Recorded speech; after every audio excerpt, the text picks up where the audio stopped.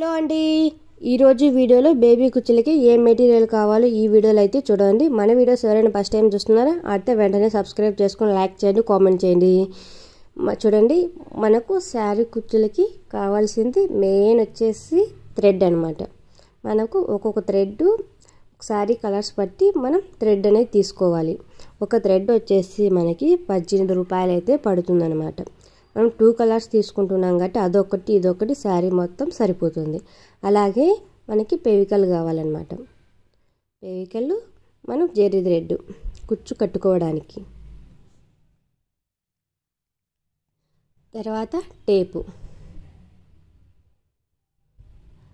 Marking చేసుకోవడానికి marking సాక్ piece అనమాట. తర్వాత కావాల్సింది మనకి సిజర్ అనమాట.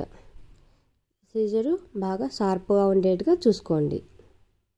అలాగే మనం థ్రెడ్ ఎక్కించుకోవడానికి నీడిల్స్ అయితే ఉండాలి కదండి, నీడిల్స్ అనమాట.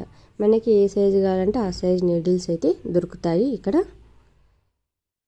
చూడండి, దగ్గరగా అయితే చూడండి నీడిల్స్ సైజు కూడా చూసారా. నీడిల్స్ సైజు మనకి చిన్న సైజు నుండి పెద్ద సైజు వరకు నీడిల్స్ అయితే ఉంటాయన్నమాట. థ్రెడ్ ఈజీగా ఎక్కుతుంది.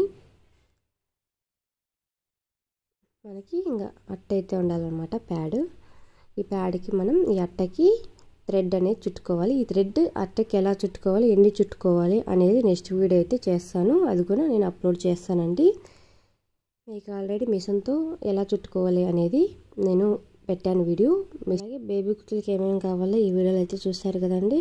అలాగే ఎన్ని చుట్టుకోవాలి అన్నీ, క్రోషా వర్క్కి నీడిల్స్, అలాగే క్రోషా వర్క్ దారం ఎలా చుట్టుకోవాలి, మనం ఎలా వర్క్ వేసుకోవాలి, దానికి ఏమేమి పోస్టులు కావాలి, నీడిల్స్ నెంబర్ ఎంత, అవన్నీ నెక్స్ట్ వీడియోలో అయితే నేను కంపల్సరీగా పెడతాను. ఈ వీడియో కానీ మీకు నచ్చినట్టుంటే మన ఛానల్ సబ్స్క్రైబ్ చేసుకోండి.